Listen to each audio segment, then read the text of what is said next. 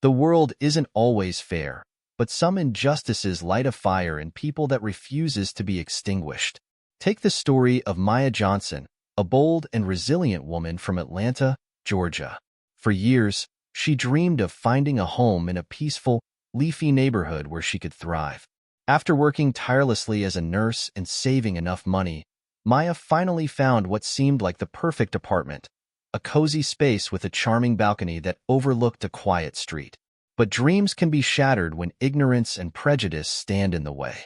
Maya's excitement turned to shock when her application was denied, not because of her financial status or references, but due to the color of her skin. The landlord's thinly veiled excuses made it clear. She was being judged for something beyond her control.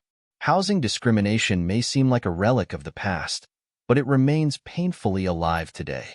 According to national housing surveys, Black renters and homebuyers face higher rates of rejection than their white counterparts, often due to coded language and subtle biases that landlords or property managers use. What Maya encountered was unfortunately part of this troubling pattern. When the landlord, Mr. Reynolds, glanced at her application and asked pointedly, "You're really planning to live here?" Maya knew something was off. His smile didn't reach his eyes, and his tone carried a weight of dismissal. He found flimsy reasons to reject her. A supposed issue with her credit score despite it being excellent and concerns over fitting into the community. Maya's heart sank. She had faced racism before, but this was personal. This was about her dream home, her sanctuary. For a moment, she considered walking away quietly. After all, what could one person do against an entrenched system of prejudice? But Maya was not one to back down from a fight. As a nurse, she'd spent years battling crises and advocating for her patients. Now, she decided it was time to advocate for herself. Her journey toward justice would be filled with twists and turns, but she was determined to write her own ending, one that would defy the odds and inspire countless others facing similar battles. Maya didn't just want revenge, she wanted accountability. She wanted Mr. Reynolds to understand that his discriminatory practices had real consequences. But most importantly, she wanted to ensure that no one else had to endure what she had experienced. Before she set her plan in motion, Maya took a step back to gather her thoughts. She needed to be strategic. Emotional outbursts wouldn't solve the problem, but calculated action could. Her first step? Understanding her legal rights as a tenant applicant. Georgia, like many states, had fair housing laws, but enforcement often required perseverance and evidence. As Maya sat at her kitchen table that evening, scrolling through legal resources and reading about landmark cases, a sense of empowerment washed over her. Knowledge was power, and she was arming herself for the battle ahead. She wasn't alone, either. Maya reached out to friends who had faced similar challenges, gathering stories and advice. Each conversation fueled her determination. People shared tales of rejection, humiliation, and even financial loss, all because of systemic racism in housing. One story stood out. A friend who had won a legal case against a landlord who blatantly discriminated against minority applicants. "It took time," her friend said, "but I won, and it was worth every second." Maya's resolve hardened. She would not just fight for herself, but for everyone who had been denied dignity and opportunity based on prejudice. And she wouldn't rest until Mr. Reynolds paid the price for his actions. In the next few days, Maya's preparation intensified. She contacted legal aid services and found a passionate attorney willing to take on her case. They discussed strategies, including documenting every interaction with Mr. Reynolds and gathering evidence of discriminatory practices. But Maya knew that legal action alone wouldn't be enough. She wanted the world to see what housing discrimination looked like in the 21st century. With the power of social media at her fingertips, she crafted a post that detailed her experience, calling out Mr. Reynolds without naming him directly. The post went viral within hours, drawing hundreds of comments from people who had faced similar injustices. The tide was turning, and Maya was at the center of it. What began as a personal battle was becoming a movement, fueled by the collective voices of those who had been silenced for too long. Maya stood tall, knowing that the fight had only just begun. The path ahead was uncertain, but she was ready for it. Her story was about to take a turn that no one, least of all Mr. Reynolds, could have anticipated. The days following Maya's post were a whirlwind. Messages of support poured in, but so did chilling reminders of the obstacles she faced. Good luck proving it.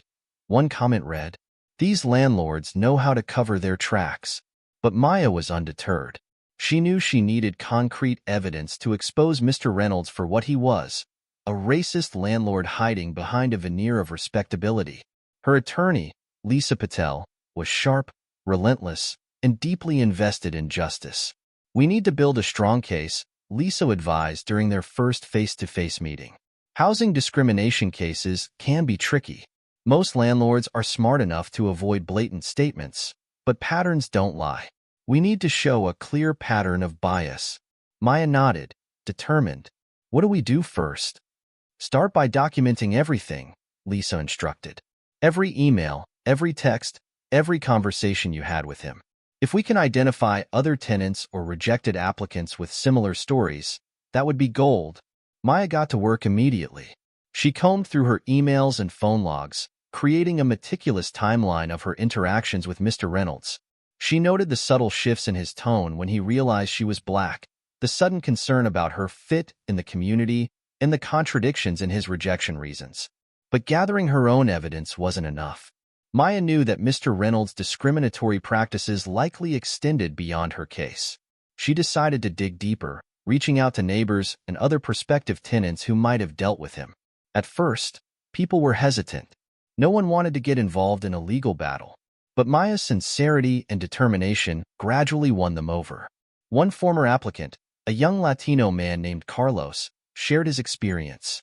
"He told me the apartment was taken," Carlos revealed, "but 2 weeks later, I saw it listed again.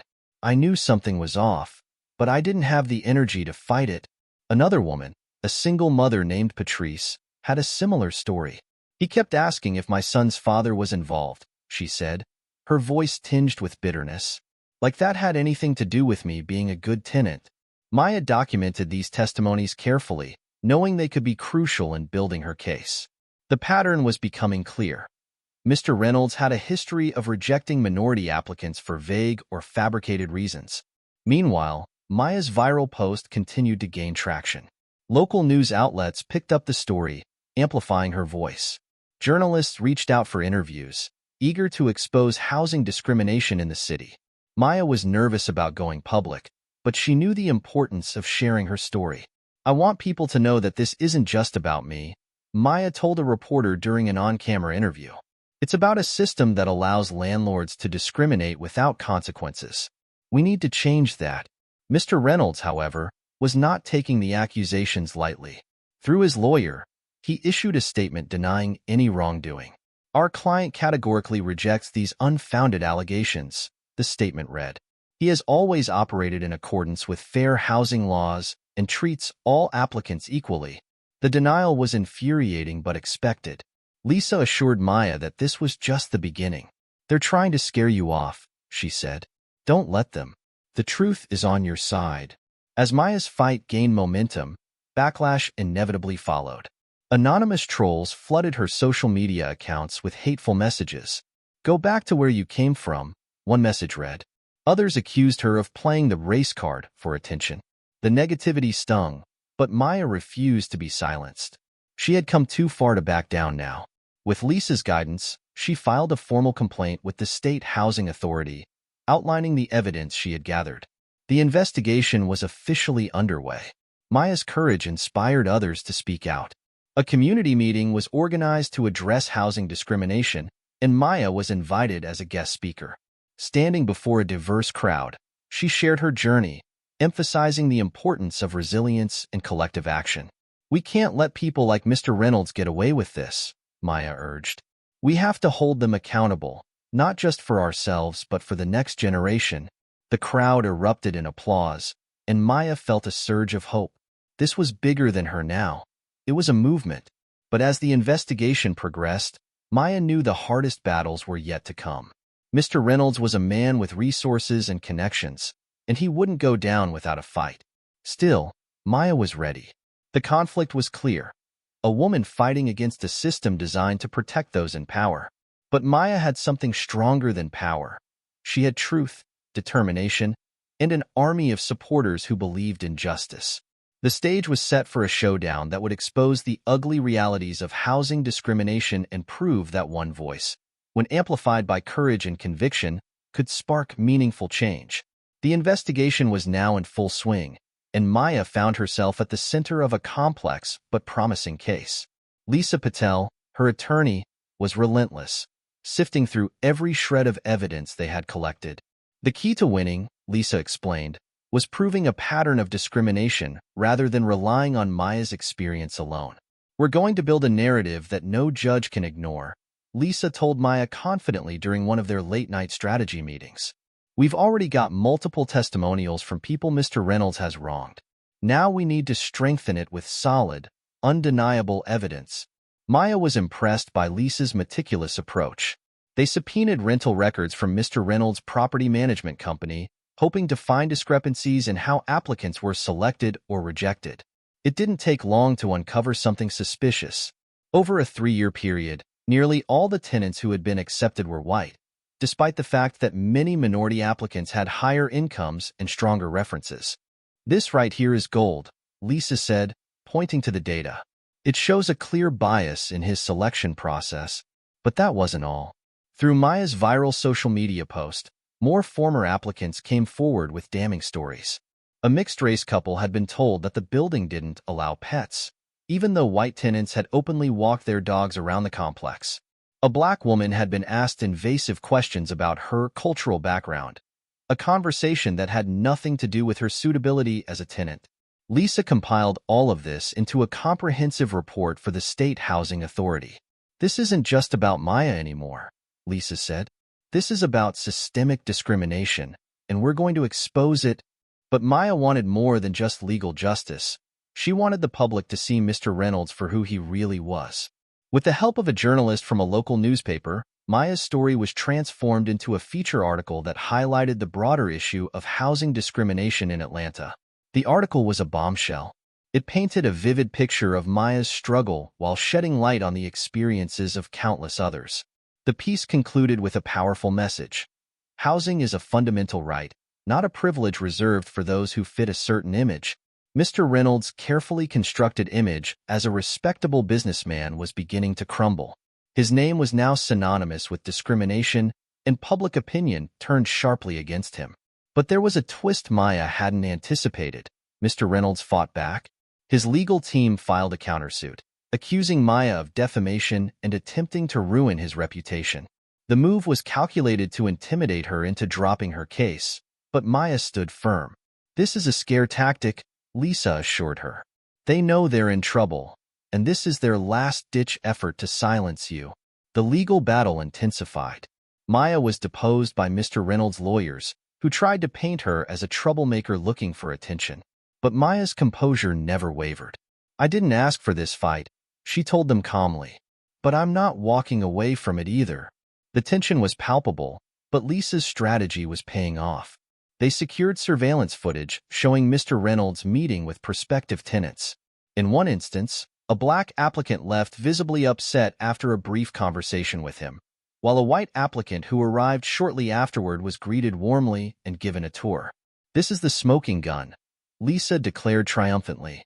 "It proves that he's treating people differently based on their race." The evidence was overwhelming, and Maya's case began to gain traction in legal circles. Housing advocates rallied behind her, using her story as a rallying cry for stronger enforcement of fair housing laws. Despite the pressure, Maya remained grounded. Her community became a source of strength, with neighbors offering words of encouragement and support. One elderly woman even baked her a pie, saying, "You're fighting for all of us, honey. Don't you forget that." Maya smiled through tears. "Thank you," she whispered, grateful for the kindness. As the discovery phase of the case drew to a close, Lisa prepared for the final showdown in court. "We have everything we need to win," she said confidently. "Now it's just about presenting it in a way that leaves no room for doubt." Maya nodded, her resolve stronger than ever. She had come a long way from that initial rejection, and she wasn't just fighting for herself anymore. She was fighting for justice. The investigation had revealed more than just Mr. Reynolds' discriminatory practices. It had exposed a flawed system that allowed people like him to operate unchecked. But Maya's courage had sparked a movement, one that demanded accountability and change. The truth was out, and there was no turning back now. The courtroom was silent as the judge took his seat, the gavel striking with a sound that echoed through the room. Maya sat at the plaintiff's table, her heart steady but determined.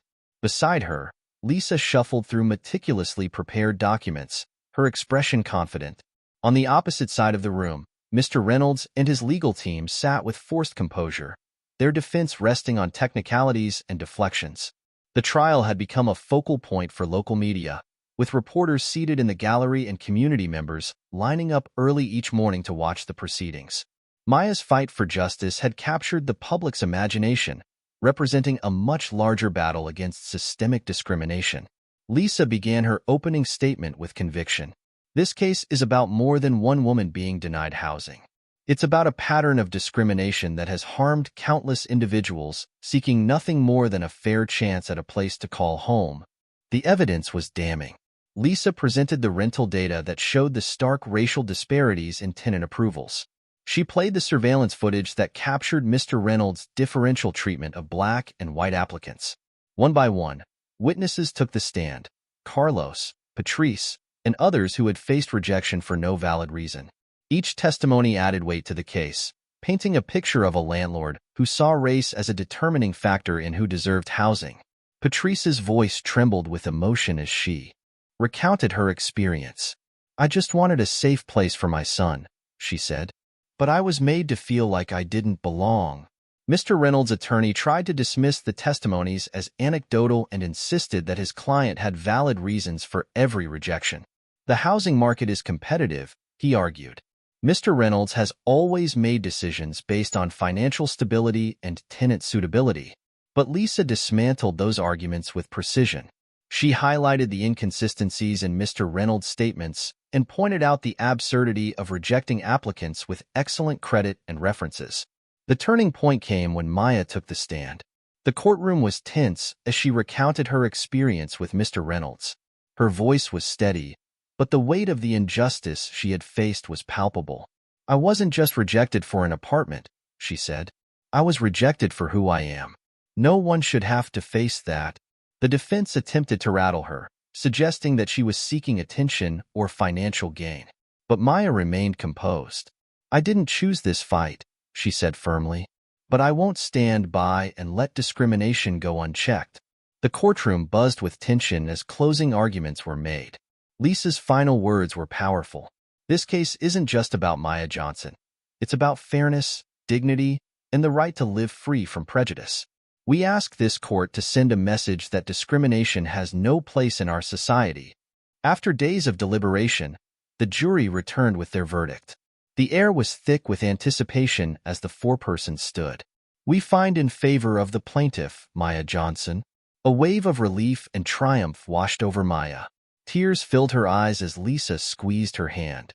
The judge's ruling was clear. Mr. Reynolds was ordered to pay significant damages and implement corrective measures to ensure fair housing practices. The courtroom erupted in applause, and Maya was embraced by supporters. The victory was monumental, not just for her but for every person who had been denied dignity and fairness in the housing market. But the fight didn't end there. Maya used her newfound platform to advocate for housing reform. She partnered with local organizations to educate tenants about their rights and push for stronger enforcement of fair housing laws. Her story became a catalyst for change, inspiring others to speak out and demand accountability. Mr. Reynolds' reputation was irreparably tarnished. His properties faced scrutiny, and prospective tenants were wary of doing business with him. The consequences of his actions were finally catching up to him. Maya, on the other hand, found peace. She moved into a beautiful apartment in a community that welcomed diversity and celebrated inclusion. Her journey had been difficult, but it had led her to a place of empowerment and purpose. One evening, as she stood on her balcony overlooking the city, Maya reflected on how far she'd come. The battle had been fierce, but she had emerged stronger, wiser, and more determined than ever to fight for justice. The transformation was complete, not just for Maya but for a community that had rallied around her cause. Her victory was a testament to the power of courage, resilience, and the unwavering belief that change is possible. Maya's victory in court had sent ripples far beyond the walls of that courtroom.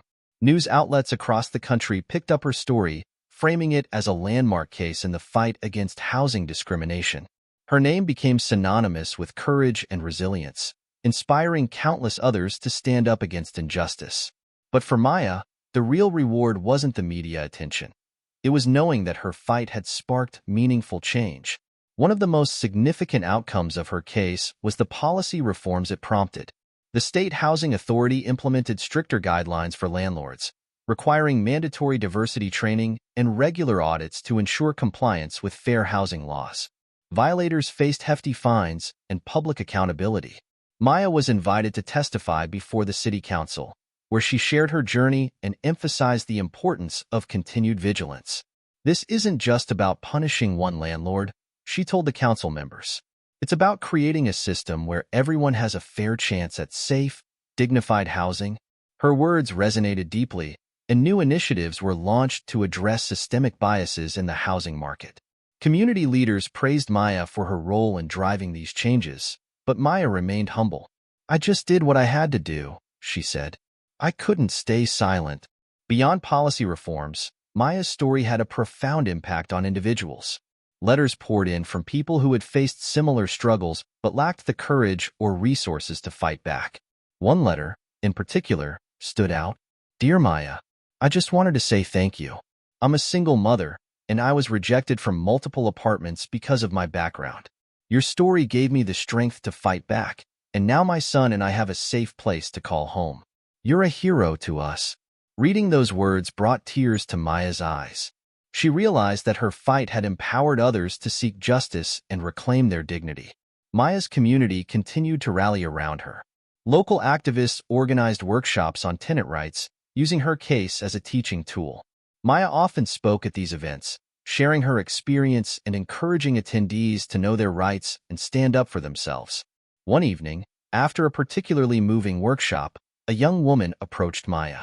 "You changed my life," she said softly. "I was afraid to speak out, but now I know I don't have to accept injustice." Maya smiled, feeling a deep sense of fulfillment. "You have more power than you think," she told the woman.